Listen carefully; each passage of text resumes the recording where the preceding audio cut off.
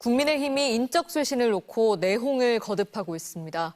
윤희숙 혁신위원장이 어제 나경원, 송원석 의원 등 중진 의원들의 거취 표명을 요구한 데 이어 오늘은 불출마 선언까지 요구했는데요. 당사자들도 당 지도부도 반발하며 혼란한 상황인데 극우 성향의 전한길 씨까지 입당해 파문이 커지고 있습니다. 이문현 기자가 보도합니다. 송원석, 나경원, 윤상현, 장동혁 의원을 콕 집어 청산 대상으로 지목한 국민의힘 윤희숙 혁신위원장. 오늘 아침 국민의힘 비상대책회의에서 당 지도부의 강한 반발에 직면했습니다. 혁신안에 대해서는 별 말씀 없으셨나요? 다구리? 그냥 다구리라는 말로 요약하겠습니다. 그러나 윤 위원장은 오늘 또다시 2004년 차떼기당 위기 당시 37명 중진들이 불출마를 선언해 당을 살렸다면서 송원석 비대위원장 등 4명에게 사실상 불출마 선언을 요구했습니다. 당내에서는 적극 지지하는 목소리가 나왔습니다. 싹 깔아엎은 느낌으로 대대적인 혁신을 하지 않으면 국민의힘은 살아남기가 참 어렵습니다. 그러나 청산 대상 의원들은 발끈했습니다. 불출마 선언으로 몇몇을 쳐낸다고 내란당 프레임이 없어지지 않는다. 달면 삼키고 쓰면 뱉는 것. 이것이 혁신이면 희망이 없다며 반발했고 당 지도부 또한 인적 쇄신에 부정적입니다. 인적 쇄신이라는 것은 혁신의 목표가 되어서는 안 된다고 생각을 합니다. 이런 상황에서 윤석열 전 대통령 탄핵 반대와 부정선거를 주장해온 극우 성향 전한길 씨가 국민의힘에 입당했다는 사실이 뒤늦게 알려져 논란이 일고 있습니다. 저도 국민의힘 당원 가입했습니다. 윤과 단절해야 된다, 내란과 단절해야 된다. 그 누구 주장입니까? 이재명과 민주당 주장 아닙니까? 김용태 전 비대위원장은 지도부를 향해 전씨를 즉각 출당하라고 요구했고 한동훈 전 대표도 국민이 어떻게 보겠냐며 반발했습니다. 탄핵에 강에 빠진 당을 꺼내겠다며 인적 쇄신을 요구한 혁신위원장과 그 쇄신에 부정적인 당 지도부. 여기에 윤어게인 전한길 씨까지 가세하면서 전당대회를 앞둔 국민의힘 상황은 오히려 더 혼란스럽습니다. 정치는 싸움이 아닙니다. 우리는 갈등 넘어 흐름을 읽습니다. 정치의 숨은 맥, 시민의 눈높이에서 함께 짚어드립니다. 정치레이다, 지금 시작합니다. 전한길, 이름만 들어도 수험생들에게는 한국사 신이라 불릴 만큼 입지가 단단했던 인물입니다. 하지만 그 전한길이 이제는 극우 유튜브 방송에 등장해 윤석열 전 대통령의 열혈 지지자임을 자처하고 급기야 국민의힘에 입당해 당대표 출마까지 고려한다는 발언을 내놓고 있습니다. 무슨 일이 있었던 걸까요? 왜 대중적 인기를 누리던 이 인물이 갑자기 보수정당의 비상식적 구호를 외치는 전사가 된 걸까요? 이건 단순한 이념적 이동이 아닙니다. 이는 역할 상실에 따른 자기 존재감의 재구성 시도입니다. 전한길은 강단에서 내려온 순간 자신의 영향력이 사라졌다는 걸 깨달았을 겁니다. 지금은 무대가 바뀌었습니다. 유튜브라는 마이크 앞에서 극우 팬덤이 열광하는 윤석열 찬가를 부르며 존재감을 회복하고 있는 거죠. 그는 수험시장에서의 카리스마를 정치, 극단화 시장에 그대로 이식했습니다. 그리고 지금 그 대가는 정치인이라는 새로운 타이틀로 돌아오고 있습니다. 그런데 그의 발언 수위와 행동 패턴은 극우 유튜버 전광훈 목사와 너무나 유사합니다. 윤석열 지지 안 하면 낙선 운동하겠다. 나 아니면 이 당은 끝난다. 이게 국민의힘이 원하던 당원입니까? 지도자입니까? 그의 전환은 단순한 정치 입문이 아닌 극우 콘텐츠 크리에이터의 업그레이드 버전에 가깝습니다. 우리가 지금 보고 있는 건 극우 내전의 서막입니다. 전광훈이냐, 전한길이냐. 그 구도 속에서 국민의힘은 어떤 선택을 할까요? 혹은 이 둘이 손잡고 보수정당의 브랜드를 아예 뜯어고칠까요? 전한길은 지금 시험지도 아닌 당원 당규를 뒤흔들고 있습니다. 정치 콘텐츠의 아이콘이 되고 싶었던 한 사람이 보수정당의 운명을 바꾸려 하고 있는 이 상황. 국민의힘은 이걸 방치할 수 있을까요? 아니면 이미 너무 늦었을까요? 자, 그런데 그 국민의힘이 지금 난장판 수준인 거잖아요. 근데 그 오늘 지금 뭐 속보가 여러 가지가 들어오는데 재미있는 얘기가 전한길 씨가 입당합니까? 지금 그 김용태 의원 저 비대위원장 출신이죠. 전한길 입당은 안 된다. 우리 극단 세력과 절연해야 된다라는 주장을 했어요. 이게 어디까지 가는 거예요? 아니, 진짜 이게 어디로 가? 그러니까 이건 답도 없는데, 네. 그러니까 진짜 노답이네, 노답. 윤희숙 혁신위원장이 어제 그 얘기했잖아요. 네, 네. 그 광장의 극단적인 세력을 우리 이렇게 끌어온 사람 것에 대해서 책임을 져야 된다라고 하면서 지금 나윤장송 이름도 특이야. 그러니까 나경원, 윤상현, 장동혁, 이제 송원석 이렇게 한 건데 이게 무슨 얘기냐? 장송. 왜 그러냐면은 윤상현 의원이 그 토론회 리셋 코리아 열면서 전환기 데려오고. 그리고 장동혁도 무슨 보수의 길인가 무슨 혁신의 길인가 무슨 또 했는데 또 전환기 데려온 거예요. 그러니까 이거를 먼저 얘기한. 그리고 송원석은 왜 당 지도부가 그런 데를 다 끌고 갔냐. 네가 책임져야 되니까 이런 이제 논리 구조거든요. 근데 여기에 지금 전환길이 딱 들어온다고 생각을 해봐요. 비당원이었던 사람이. 전환길이 당대표 되는 거 아니야 그러면? 그러니까 이거는 사실은 당대표, 그러니까 제가 말한 건 지금 당대표의 의지거든요. 비대위원장의 송원석이 받아줄 수도 있고 안 받아줄 수도 있는 거예요. 송원석에. 그러니까 원래는 지역위원회에서 지역 당협에서 이제 그거를 결정을 해요. 네네. 지금 어디로 되는지 모르겠는데 서울 뭐 이렇게 당협 뭐 이렇게 연합 여기에서 이제 결정을 하게 돼 있거든요. 원칙적으로는. 그런데 이거는 결국은 대표의 의지죠. 안 돼. 하면 안 되는. 장해찬도 예전에 들어오려고 하다가 안 돼. 그런 거 아니야. 그렇죠. 그러니까. 근데 이거를 가만히 만약에 송원석이 있는다?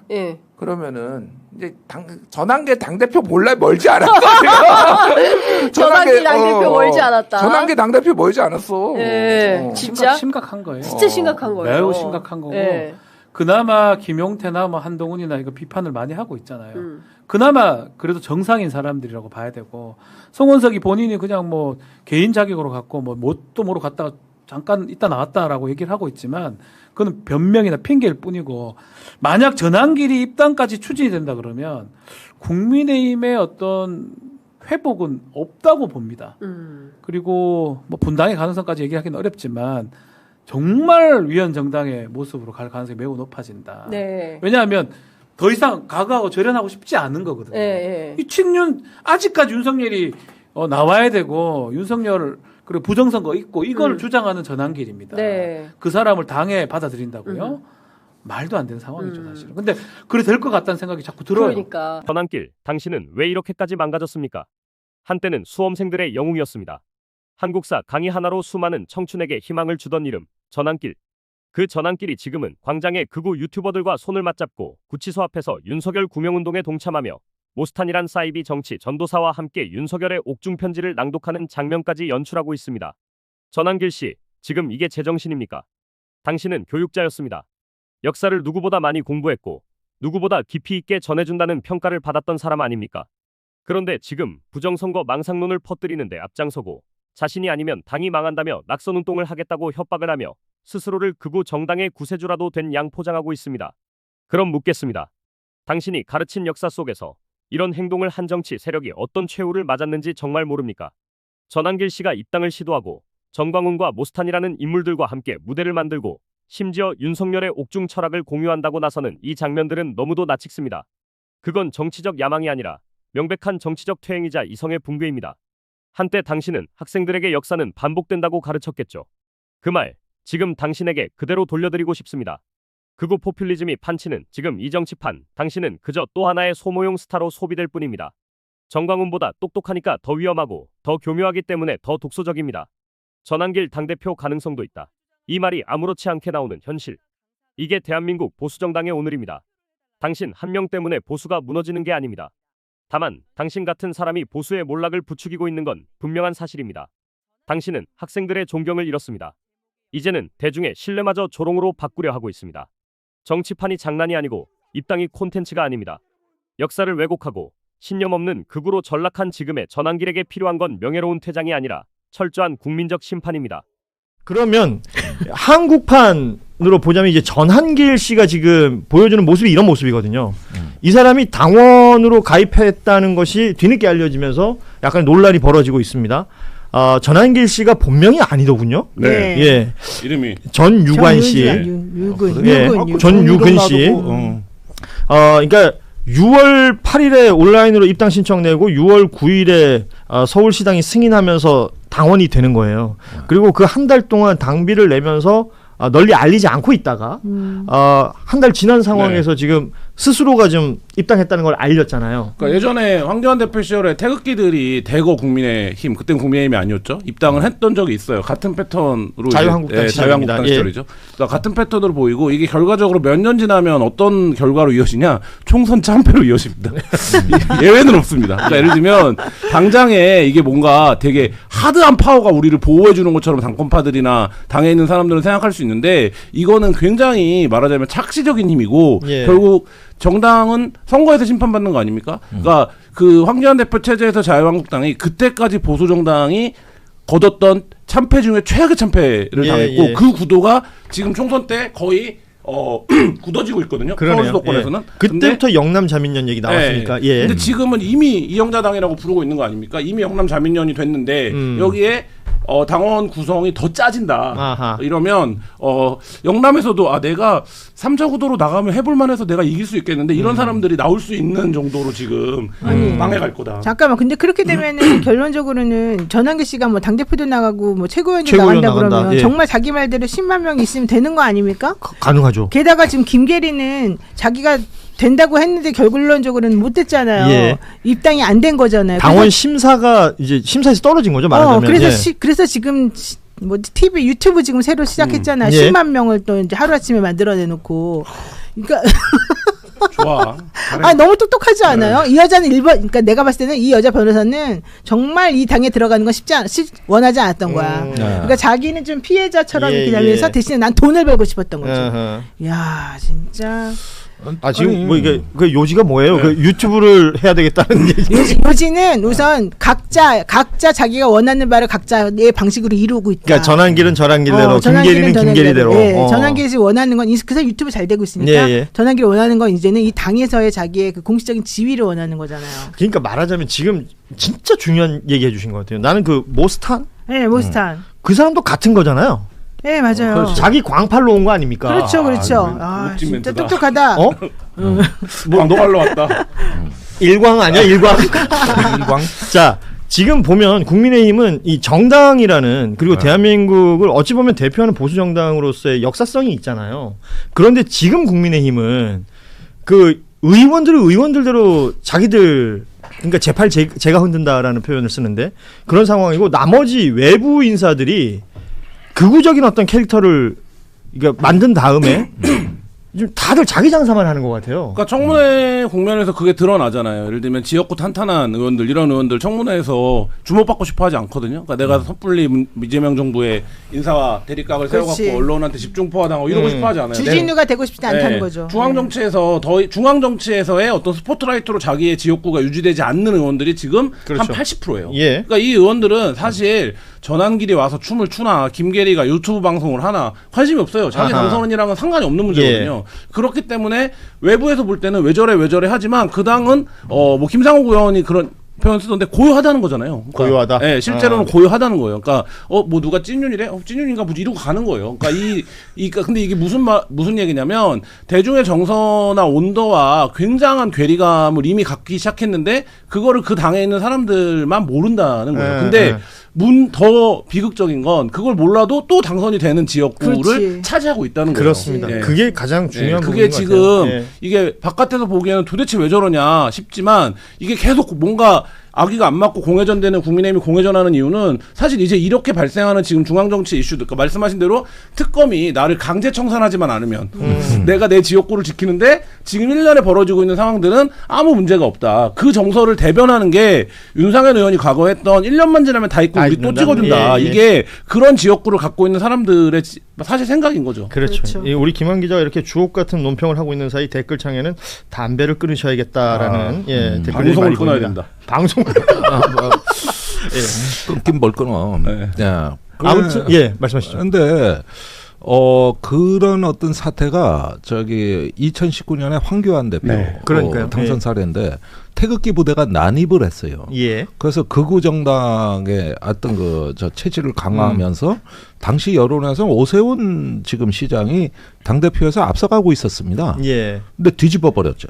그러니까 힘을 보여준 거예요. 극우적 성향의 사람들이 당원이 되면 어떤 당이 되는가를 그때 우리가 잠시 봤었죠. 나서 그 판은 뒤집어 엎었지만 그 뒤로 모든 선거는 졌습니다. 네. 그렇습니다. 앞서 그러니까 큰 선거가 진 이유는 패인은 그때부터 잉태된 거거든요. 그런데도 불구하고 지금 이 극우의 광장의 에너지가 어디론가 흘러가야 된다고. 그런데 지금 광장에 모여지지가 않으니까 그러니까 전한길이라는 인물을 위시로 해서 지금 국민의힘에 흘러 들어왔다면 그럼 송원석 비대위원장의 태도가 되게 이상하잖아요. 이상하죠.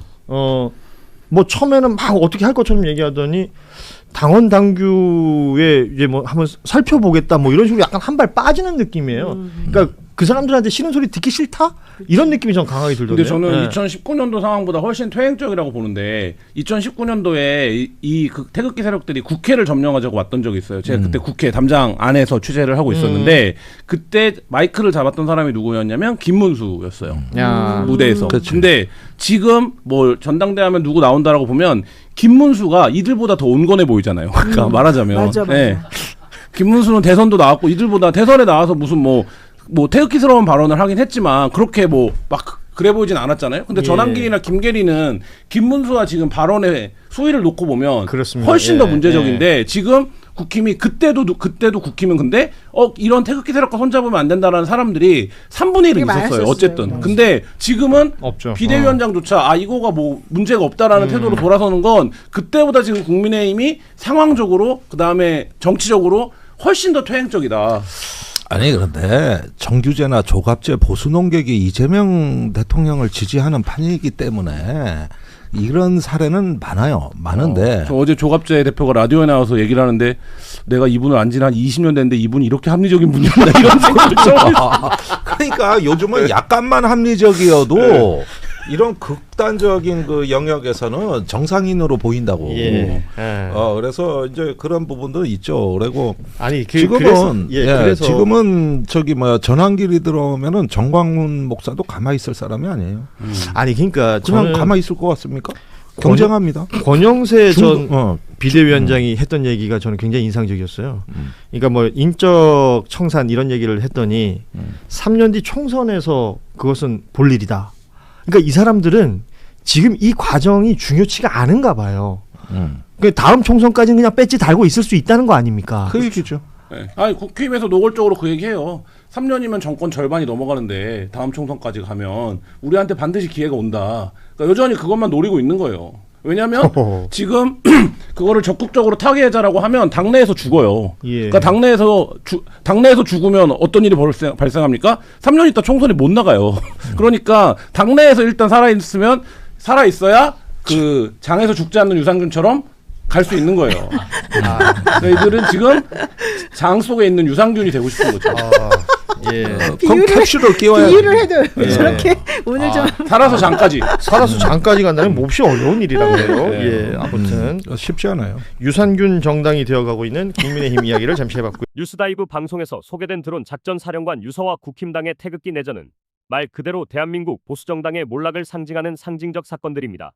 윤석열 정권이 만들어낸 드론 부대, 그 사령관이 조사받으며 유서를 썼다는 보도, 그리고 정광훈, 전한길이 동시에 국민의힘을 접수하겠다고 나서는 현실. 이게 보수입니까? 이게 공당입니까? 송원석 비대위원장은 검토하겠다는 말만 되풀이합니다. 당이 무너지고 헌법 가치를 도전받고 군사작전 체계가 붕괴되고 있음에도 아무것도 하지 않습니다. 왜일까요? 두려운 겁니다. 정광훈과 전한길 둘 중 누가 차기 보수 대권 주자가 될지 모르는 그 두려움. 그래서 아무 말도 못하는 겁니다. 이제 국민의힘은 더 이상 윤석열 친윤계도 아닙니다. 그들은 전한길 친길계로 갈아타고 있습니다. 그들의 지도자는 학원가에서 온 유튜버 정광훈의 복제품에 가까운 인물입니다. 이 당은 개혁의 대상이 아닙니다.